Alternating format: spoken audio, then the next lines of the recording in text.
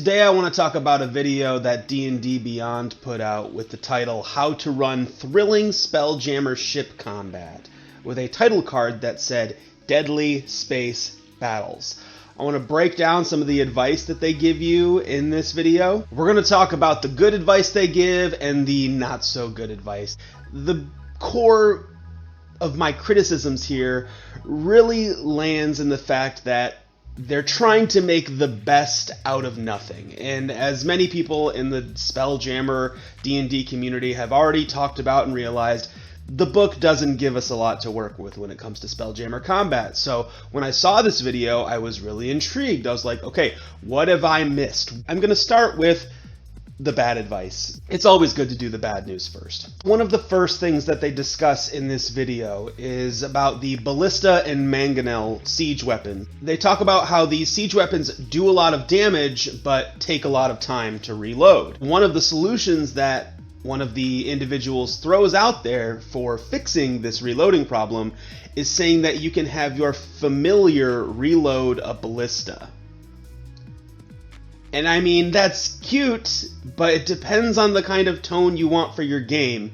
And if it's a siege weapon, how exactly is my little octopus familiar supposed to be loading a ballista bolt into it, or even pulling it back? How is a cat going to move a mangonel?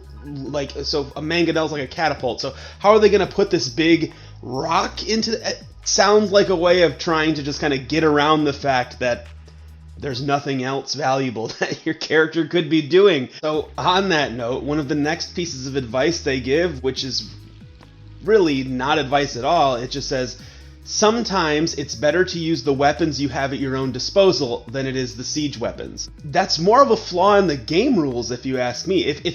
Players are better off just using their own weapons and their own spells, then why do we have ship combat to begin with? Effectively, nothing's different if we were on water or in space.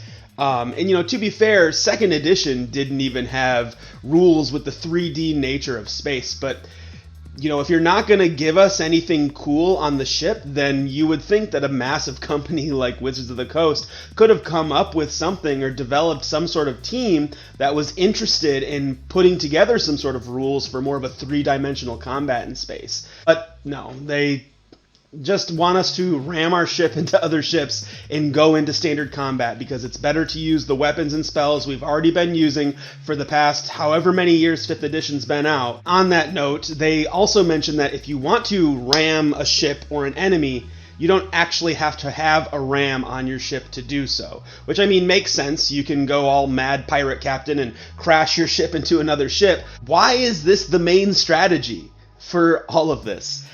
They do say, however, that one strategy you could use is to stealthily approach and then take over the ship. And I can see some scenarios where maybe that's actually practical. You're sneaking up on a ship that is caught up in the middle of some sort of gaseous cloud so they can't see very far. Maybe the enemy ship is in some sort of asteroid belt where you're able to stealthily, hide behind one big rock and then to the next one before finally mounting it. But if you're out in the middle of space and anybody on the ship has a pulse, it's really hard for me to suspend my disbelief that people aren't going to notice you approaching. Boiling a ship being sneaky down to a player's stealth roll feels really weird to me, because the only other way that I could think that you could approach one spaceship approach another ship would be if you approach from the bottom. Right? That's the only other way I could think about it. They do mention that when it comes to a Spelljammer's gravity plane, if you do crash them into each other, you could jettison an enemy crew with a ram attack. If your ship has more hit points than the enemy ship, your ship's gravity plane takes over. So if you crash into the other one, the other people on this will either be pulled to your ship or jettisoned off into space from the force of that impact. Which is cool, but isn't really a dynamic combat. It's just like a bam, boom, they're gone, combat's over. Not a whole lot of player choice put into something like that. The final bit of bad advice I heard in this video, and this one kind of took the cake for me, was how they talked about the Eldritch Invocation that doubles a Warlock's Eldritch Blast range, and they said something to the effect of, Spelljammer's cool because it makes this one random Eldritch Blast invocation useful because now they have long range capabilities. And it's like, well, if you were going to release an entire space system and be like, hey, look, now this one warlock invocation is actually useful. Like, there's got to be more than that. Like, why couldn't we come up with other ways to make long-range attacks from the ship? Enough of the talk about the bad stuff. Let's talk about some of the good pieces of advice that they discussed in this video that you could take and try to incorporate into your Spelljammer game. One of the first things they talk about, and this is also referenced in the book, is that you should use side initiative, which is something in the Dungeon Master's Guide.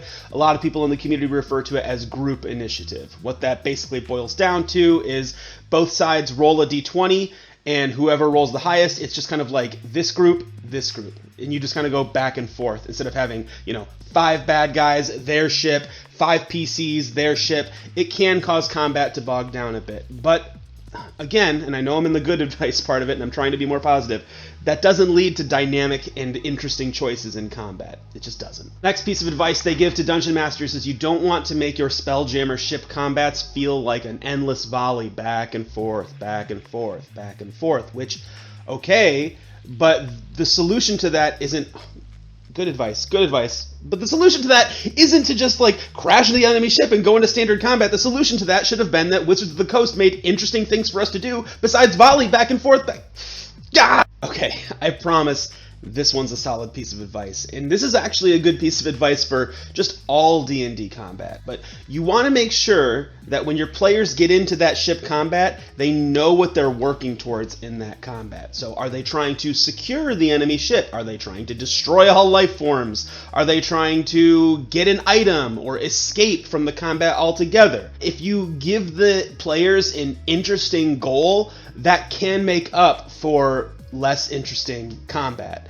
Another option in this is you could attempt to destroy the enemy's Spelljammer helm. So whether you're using siege weapons to try and fire them at the helm, or if you're using your extra long-range Eldritch Blast to try and destroy the helm, this is one way that you could disable your enemies. It does reference rules that they have in the Spelljammer book that involves dueling for control. If you were to get another Spelljammer helm, if you were to get that onto their Spelljammer ship, you could then have your own spellcaster sit onto that helm and then dual concentration checks for control of the actual ship. The loser of this concentration check is very heavily punished. With the rules as written, they gain a level exhaustion, they unattune from their helm, and then while they are exhausted from this, they cannot re-attune to their Spelljammer ship. So this is actually a really mean thing you could have your bad guys do. The other suggestion that they give is to focus on taking out enemy siege weapon operators or the siege weapon itself. But we just don't really have mechanics to do that. Like, we can fire siege weapons at one another, or maybe we can shoot long-range spells. There just seems like there should be something a little bit more interesting to do. Maybe rules to coordinate with another Spelljammer ship, or rules to assist other people with firing weapons, or rules even to upgrade your weapons so that it's not just a cannonball and a ballista in space. The last little bit of irony that was put in as an attempt of good advice was that you don't, as a dungeon master, want your players sitting there during combat talking about what they can't do. You don't want your players saying, well, I can't get over there, or, I can't reach them with this spell, or I'm a melee player, what am I supposed to do? So the irony is, with the lack of rules that they were given, now instead of the DM's players talking about what they can't do in combat, you've got an entire community of dungeon masters talking about what they can't do in combat because there aren't any rules for it.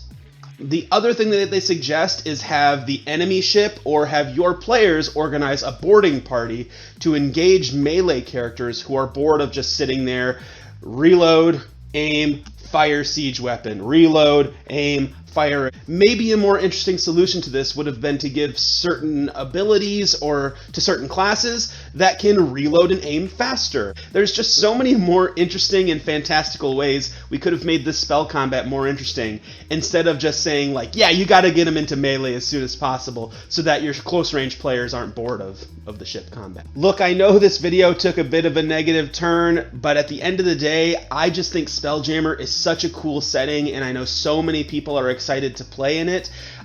I just would really like to see some fun and dynamic ship combat options. So the next video that I'm going to post is going to be a video of what my attempts to fix some of the system are, to homebrew some solutions that my players can use, and I'm going to accompany that with a video of how ship combat plays out. So if you are feeling intimidated by having ship-to-ship combat like I was a few months ago, hopefully I can ease you into that a little bit more, and you can start having some fantastic adventures in space with your players.